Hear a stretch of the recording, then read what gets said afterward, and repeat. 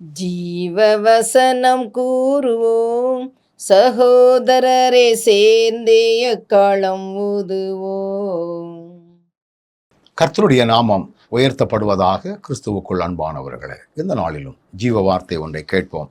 யோவான் 15வது அதிகாரம் 7ஆம் வசனம் சொல்லுகிறது, நீங்கள் என்னிலும் என் வார்த்தைகள் உங்களிலும் நிலைத்திருந்தால் நீங்கள் கேட்டுக்கொள்வது எதுவோ அது உங்களுக்கு செய்யப்படும்.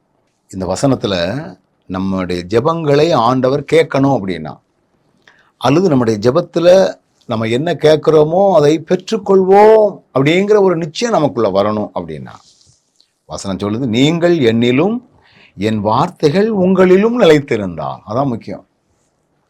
அதாவது நான் ஆண்டவரில் நிலைத்திருக்கிறேன் அப்படின்னா அவருடைய வார்த்தைகள் என்ன சொல்லுகிறதோ அதற்கு செவி சாய்த்து அதன்படி நடக்கக்கூடியவர்களாக நம்மை மாற்றிக்கொள்வது.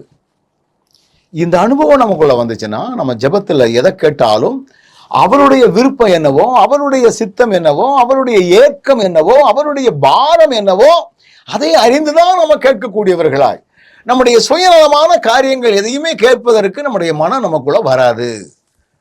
நீர் என்ன விரும்புகிறீரோ அதை எனக்கு தாரும், உம் சித்தப்படி நாங்கள் செய்ய. அதைத்தான் பவுல் சொல்லுகிறார், ஆண்டவரே நான் என்ன செய்ய சித்தமாயிருக்கிறீர்.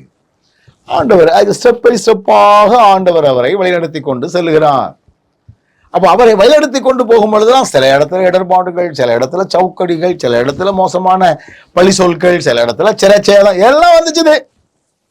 ஆனா வசனம் மிக தெளிவாக நமக்கு சொல்லுகிறது பாருங்கள், அவரை கொண்டு என்ன செய்யணும்னு நினைச்சாரோ செய்தார், அவருடைய விருப்பப்படி ஆண்டவர் வழி நடத்தினார். இந்த வசனம் நமக்கு சொல்லுகிறது அதுதான், நீங்கள் கேட்டுக்கொள்வது எதுவோ அது உங்களுக்கு செய்யப்படும்.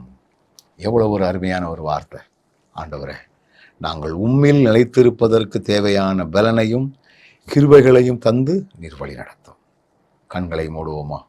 நல்ல ஆண்டவரே, நீர் எங்களிலும் நாங்கள் உங்களிலும் நிலைத்திருக்கக்கூடிய ஒரு அனுபவங்களை தந்து நீர் என்ன சொல்லுகிறீரோ அதன்படி செய்து, அதனால் எங்களுடைய வார்த்தைகளுக்கெல்லாம் நீர் பதில் கொடுத்து நீர் எங்களை மகிழ்விக்கிறீரே, அதற்காய் உமக்கு நன்றி.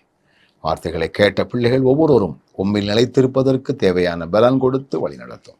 இயேசுவின் நாமத்தில் ஜெபிக்கிறோம், ஜீவனுள்ள நல்ல பிதாவே, ஆமென்.